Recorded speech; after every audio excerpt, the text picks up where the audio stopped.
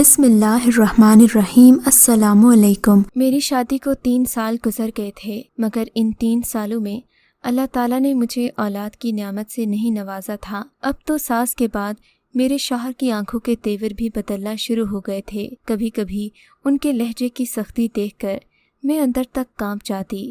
اب ان کے لہجے میں بیزاری سی درائی تھی۔ لگتا تھا کہ وہ اب میرے ساتھ اپنی زندگی نہیں بتانا چاہتے، مگر ایک مہم سی امید میرے دل میں باقی تھی۔ میں جانتی تھی کہ مجھے کبھی نہ کبھی اللہ تعالیٰ اولاد کی نعمت سے ضرور نوازیں گے، مگر میں کچھ دن سے دیکھ رہی تھی کہ میرے شوہر پہلے سے بہت زیادہ بدل گئے ہیں۔ ایک دن تو حد ہی ہو گئی۔ رات کے 2-3 بجے پیاس کے مارے میری آنکھ کھلی۔ میں نے دیکھا تو میرے شوہر عدیل کمرے میں موجود نہیں تھے۔ یہ دیکھ کر مجھے سخت حیرت ہوئی۔ رات کے اس وقت وہ کہاں جا سکتے تھے؟ پہلے سوچا کہ باتھ روم گئے ہوں گے، مگر وہاں بھی انہیں نہ پا کر میں کمرے سے باہر نکل آئی۔ مجھے ان کی قدرتی طور پر فکر ہو رہی تھی۔ میں نے سارے گھر میں دیکھ لیا، مگر وہ کہیں پر بھی نہیں تھے۔ پھر میں گھر کی نچلی منزل پر گئی۔ جا کر دیکھا تو دروازہ بھی اندر سے ہی بند تھا۔ اس کا مطلب تھا کہ عدیل باہر بھی نہیں گئے تھے۔ میں سیڑھیوں پر بیٹھ کر ان کا انتظار کرنے لگی، لیکن کافی دیر گزرنے کے بعد بھی جب وہ نہ آئے تو میں مایوس ہو کر اپنے کمرے میں جا کر سو گئی۔ اس دن تو مجھے نیند آ گئی، لیکن اگلے دن شاید خوف کی وجہ سے ٹھیک اسی ٹائم پر میری آنکھ کھل گئی۔ میں نے دیکھا تو عدیل آج بھی کمرے میں موجود نہیں تھے۔ مجھے بہت برا لگا، لیکن اگلے ہی دن میں نے ان کا پیچھا کیا تو پتہ چلا کہ موصوف چھت پر جاتے ہیں۔ میں سمجھی شاید ہوا خوری کرنے جاتے ہیں، مگر وہ وہاں فون پر کسی سے باتیں کرتے تھے۔ یہ دیکھ کر میرا دل خون خون ہو گیا، مگر میں نے انہیں کچھ نہیں کہا، کیونکہ میں جانتی تھی کہ انہیں اولاد نہ ہونے کا بہانہ مل گیا ہے۔ اگلے دن میں نے اپنی بہن کو فون کیا۔ میری بہن ان معاملات میں مجھے اچھے خاصے مشوروں سے نوازتی تھی۔ وہ الگ بات تھی کہ میری بہن کے کسی مشورے پر عمل کر کے مجھے آج تک سکون نہیں ملا تھا، لیکن پھر بھی ہر بات میں اسی سے کرتی تھی۔ سبین کو فون ملایا تو وہ تو جیسے پہلے ہی میرے انتظار میں بیٹھی تھی۔ کہنے لگی، سب خیریت تو ہے نا؟ تمہارے اور عدیل بھائی کے درمیان سب ٹھیک ہے؟ سائرہ کی بات سن کر میں حیرت میں پڑ گئی۔ سائرہ کو میرے اور عدیل کے تعلقات کے بارے میں کیسے پتا؟ اسی بات پر میں حیرت میں گم ہو گئی اور اسے مزید کچھ کہہ ہی نہیں پائی۔ لیکن اگلے دن پھر اس کا فون آیا۔ میں نے اسے ساری حقیقت بتا دی۔ سائرہ کہنے لگی کہ تمہارے اس مسئلے کا حل میرے پاس موجود ہے۔ تمہاری اولاد بھی ہو جائے گی اور کوئی مسئلہ بھی نہیں ہوگا۔ عدیل بھائی بھی پہلے کی طرح تم سے بات چیت کرنے لگیں گے۔ میں نے کہا، ٹھیک ہے، اگر ایسی گدر سنگھی تمہارے پاس ہے تو پھر میں کیوں پریشان ہو رہی ہوں؟ اگلے ہفتے سارہ نے میرے گھر آنا تھا۔ میں نے اپنی ساس سے کہہ دیا کہ سارہ کچھ دن کے لیے میرے پاس رہنے آئے گی۔ انہیں کیا اعتراض ہوتا؟ اگلے دن سارہ آئی تو میں نے اس کا استقبال کیا۔ سارہ بہت خوش نظر آ رہی تھی۔ اس نے ماڈرن کپڑے اور جدید طرز کا میک اپ کر رکھا تھا۔ ابھی ہم باتیں کر ہی رہے تھے کہ عدیل بھی گھر آ گئے۔ آج وہ معمول سے ہٹ کر آفس سے ذرا جلدی گھر آئے تھے۔ ان کی اچانک آمد پر میں بھی حیران رہ گئی، مگر جو بات مجھے پریشان کیے دے رہی تھی وہ یہ کہ عدیل کی نظریں مسلسل سارہ کے وجود کا جائزہ لے رہی تھیں۔ یہ بات مجھ سے برداشت نہ ہو سکی۔ میں نے سارہ کو اندر چل کر بیٹھنے کو کہا، مگر سارہ کہنے لگی کہ وہ گرمی میں آئی ہے، اسے کچھ ٹھنڈا کھانے کا دل کر رہا ہے۔ پھر کیا تھا، اس نے عدیل سے آئس کریم کی فرمائش کر ڈالی۔ میں بھی اس معاملے میں کچھ نہ کر سکی، حالانکہ میں بھی ان دونوں کے ساتھ جانا چاہتی تھی، مگر چونکہ یہ دونوں ہی باہر سے آئے تھے، تیار کھڑے تھے، مجھے تیاری میں تھوڑا سا وقت لگ سکتا تھا۔ سارہ نے میرا انتظار نہ کیا اور عدیل کو لے کر آئس کریم کھانے چلی گئی۔ آدھے گھنٹے کے بعد یہ لوگ لوٹے تو عدیل کسی گہری سوچ میں مگن تھے، جبکہ سارہ معمول سے زیادہ خوش نظر آ رہی تھی۔ خیر، میں نے سارہ کو جس مسئلے کے لیے بلایا تھا وہ تو بیچ میں ہی رہ گیا۔ میں شام کے لیے کھانا بنانے میں مصروف ہو گئی۔ سارہ سے بات کرنے کا موقع ہی نہیں ملا۔ شام کے کھانے کے بعد عدیل ٹی وی دیکھنے لگ گئے۔ سارہ میرے کمرے میں آ گئی۔ میں نے اسے بتایا کہ میرے اس مسئلے کا کوئی حل نکالے۔ کہنے لگی، باجی، میں آپ ہی کے لیے اتنی دور سے چل کر آئی ہوں۔ دراصل میری ایک سہیلی ہے، اس کی بڑی بہن کی بھی شادی ہو گئی تھی، بچے نہیں ہو رہے تھے تو وہ ایک پیر کے پاس گئی تھیں۔ انہیں پیر نہیں، عالم دین کہو، بڑی ہی پہنچی ہوئی ہستی ہیں۔ تمہیں ایسا وظیفہ بتائیں گے کہ اس کے بعد تمہارے ہاں بچوں کی لائن لگ جائے گی۔ سارہ کی بات سن کر میں خوشی سے کھل اٹھی۔ اچھا، واقعی کیا ان کی دعا میں اتنا اثر ہے؟ میرے پوچھنے پر سارہ نے مجھے تسلی دلائی۔ کہنے لگی، تمہیں اگر مجھ پر یقین نہیں तो बेशक तुम एक बार हो आओ, उसके बाद अगर तुम्हारी मुराद बर न आई तो भले ही मुझसे गिला करना। सारा बड़ी पुरएतमाद थी। मैंने कहा ठीक है, अगर ऐसी बात है तो फिर मुझे भी कोई एतराज़ नहीं। लेकिन अब मसला ये था कि मैं और सारा घर से निकलकर आस्ताने तक जाएं कैसे। मेरे शौहर तो मुझे कतन इस बात की इजाज़त नहीं दे सकते और मेरे लिए अकेले जाना मुमकिन नहीं था। मैंने सारा से बात की तो वो राज़ी हो गई। कहने लगी कि मैं तुम्हें खुद वहाँ तक छोड़ आऊँगी, लेकिन अंदर मैं नहीं जाऊँगी, कहीं पीर बाबा को बुरा न लग जाए। उन्हें ये बात बिल्कुल भी पसंद नहीं कि कोई उन पर किसी भी तरह का शक करे। अगर तुम चाहो तो अपने मियाँ को लेकर जा सकती हो, लेकिन उन्हें बिला वजह की मुदाखलत अपने काम में पसंद नहीं। मैंने सारा की बात पर किसी रद्द-ए-अमल का इजहार नहीं किया। वो जो कह रही थी उस पर आंखें बंद करके यकीन कर लिया। अगले दिन मेरे शौहर के ऑफिस जाने के बाद सारा ने मुझे शाम के तकरीबन 3 बजे आस्ताने पर चलने का कहा। मैं फटाफट तैयार हो गई। मैंने अपनी सास से कह दिया था कि हम दोनों बहनें शॉपिंग करने करीबी शॉपिंग मॉल जा रही हैं। सारा ने मुझे 3 बजे का वक्त दिया, लेकिन तैयार होते होते उसने तकरीबन 5 बजा दिए। फिर यूं ही बातों में वक्त ज़ाया कर दिया, यहाँ तक के 6 बज गए। अब मगरिब की अजानें होने वाली थीं। तब सारा ने इमरजेंसी मचा दी। कहने लगी जल्दी करो, पीर साहिब का आस्ताना बंद हो जाएगा, वो मगरिब की नमाज पढ़ने जाएंगे, तो फिर तुम्हारा मसला हल नहीं हो सकेगा। सारा की बात सुनकर मुझे उलझन हो रही थी, क्योंकि मगरिब के वक्त घर से निकलना खतरे से खाली नहीं था।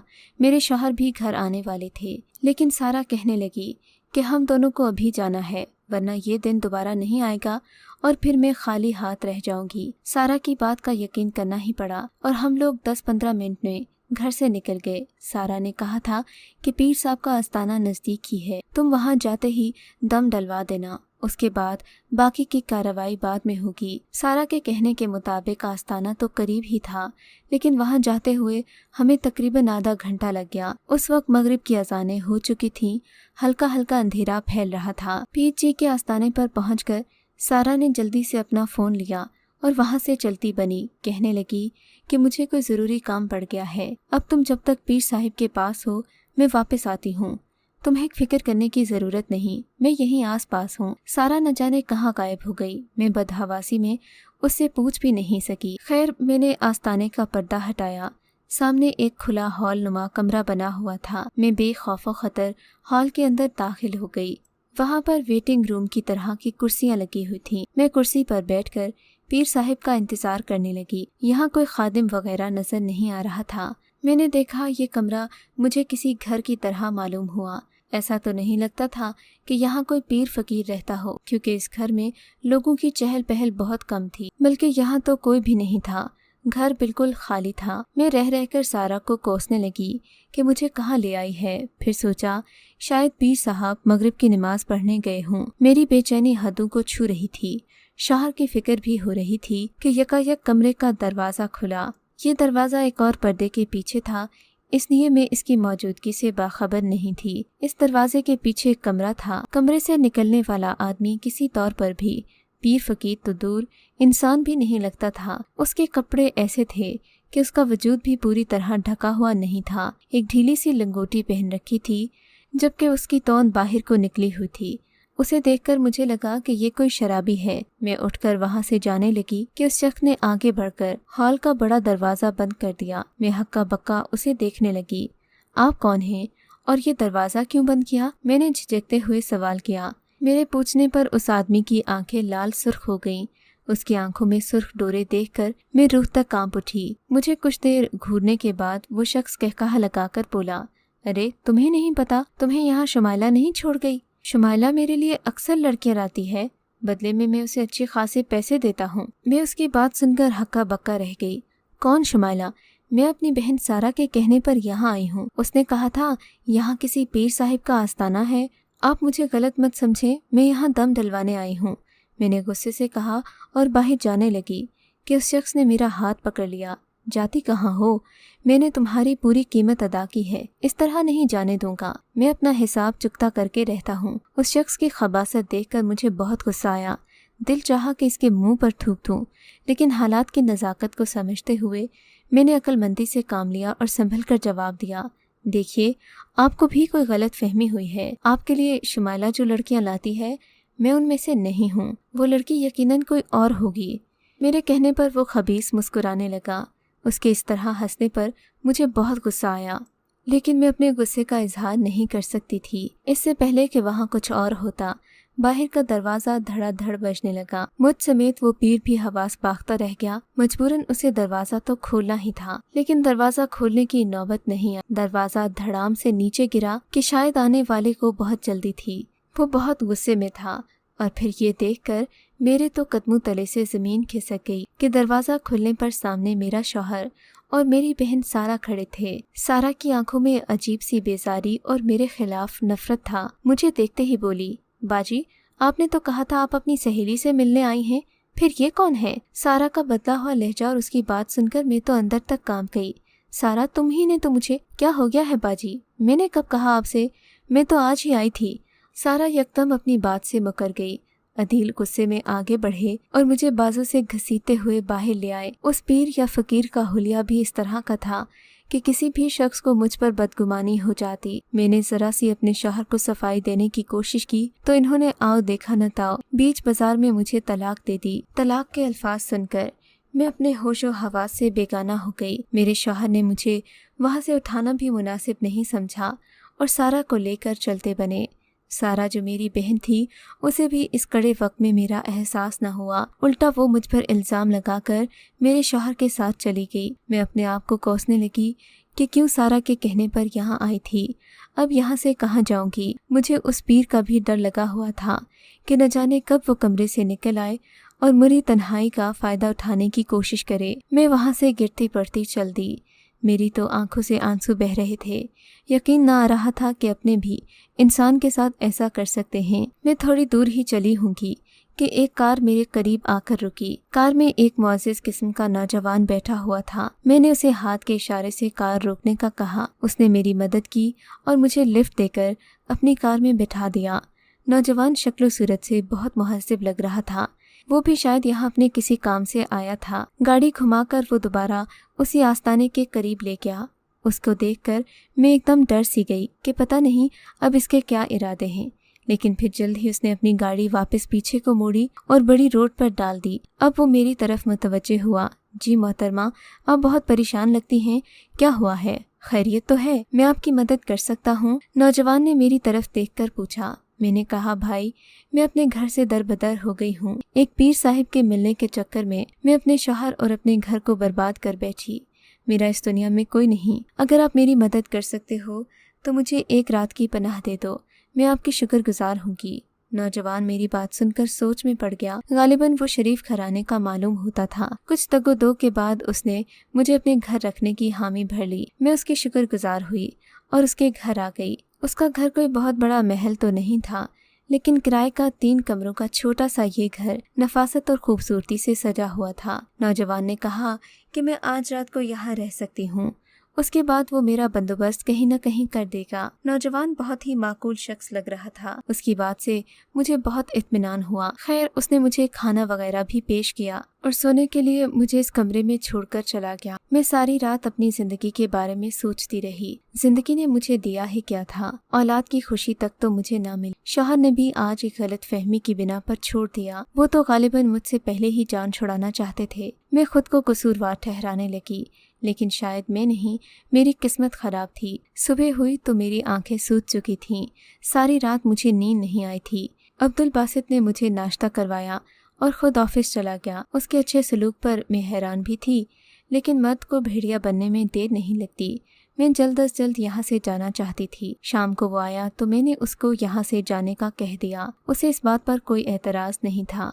मैंने उसे कहा कि वो मुझे फ़ोन दे दे, मैं आसपास के किसी दारुल अमान का पता लगा लेती हूँ, फिर वो मुझे वहाँ छोड़ दे। उसने फ़ोन मेरे हवाले किया। अभी फ़ोन पर दारुल अमान तलाश करते हुए 2 ही मिनट गुजरे थे कि स्क्रीन पर एक जाना पहचाना नंबर जगमगाने लगा। साथ ही एक तस्वीर भी थी। इस तस्वीर को देखकर मैं दंग रह गई, क्योंकि ये कोई और नहीं, मेरी बहन सारा की थी। मैंने चुपचाप मोबाइल सारा को दे दिया। बासित ने मोबाइल ले लिया और फ़ोन पर बात करता हुआ बाहर चला गया। वापस आया तो उसका चेहरा भुजा हुआ था। मैंने कुरेदने की खातिर पूछा, क्या हुआ? आप कुछ परेशान लगते हैं। कहने लगा, कुछ नहीं। मज़ीद कुरेदा तो बताया कि वो एक लड़की से मोहब्बत करता था। उसने उसे बहुत बार शादी की पेशकश की, مگر لڑکی نے یہ پیشکش ٹھکرا دی کیونکہ وہ اپنے ہی خاندان میں اپنی بہن کے شوہر کو پسند کرتی تھی۔ میں نے اسے سمجھانے کی کوشش کی کہ اس امر سے باز رہو، مگر وہ نہیں مانی۔ کہنے لگی، اگر میں اپنے بہنوئی کو حاصل کرنے میں کامیاب ہو گئی تو تم سے شادی نہیں ہو سکتی، اور اگر ایسا نہ ہو سکا تو میں تم سے شادی کر لوں گی، تمہاری محبت قبول کر لوں گی۔ یہ سب جانتے ہوئے بھی میں اس سے محبت کرتا تھا، یہ جانتے ہوئے بھی کہ میں اس کے قابل نہیں ہوں، وہ میرے لیے موضوع نہیں ہے، مگر پھر بھی میں اس سے محبت کرتا تھا۔ مگر اس سب کا صلہ مجھے اس نے کیا دیا؟ آج اس نے بتایا کہ میں نے اپنی تمام تر کوششوں سے اپنا من پسند شخص حاصل کر لیا ہے، اب تمہیں میری فکر کرنے کی ضرورت نہیں۔ عبدالباسط کی بات سن کر مارے شرمندگی کے اور غم کے میں پانی پانی ہو گئی۔ میں عبدالباسط کو کیسے بتاتی کہ وہ بدبخت کوئی اور نہیں، میری اپنی ہی بہن ہے۔ اس بات کا بھی میرے اوپر انکشاف ہو چکا تھا کہ میری بہن نے جان بوجھ کر مجھے پیر کے آستانے میں لا کر گمراہ کر کے میرے شوہر کو بدگمان کرنے کی کوشش کی۔ میں نے عبدالباسط کو کچھ نہ بتایا، چپ چاپ دارالامان چلی گئی۔ دارالامان میں ہوتے ہوئے بھی عبدالباسط سے میرا رابطہ ہوتا رہا۔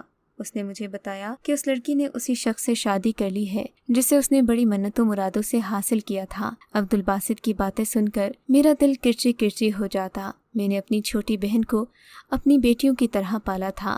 ماں باپ کی وفات کے بعد ہم دونوں خالہ کے گھر میں رہتے تھے۔ میں نے کبھی اس سے کوئی غلط رویہ نہیں روا رکھا، مگر اس نے میرے ساتھ کیا کیا آج بھی سوچتی ہوں تو یقین نہیں آتا کہ خونی رشتے بھی اتنے خود غرض ہو سکتے ہیں، لیکن پھر حقیقت پر نظر ڈالتی تو یقین کرنا پڑتا ہے کہ خوش گمانی میں رہنا کوئی اچھی بات نہیں۔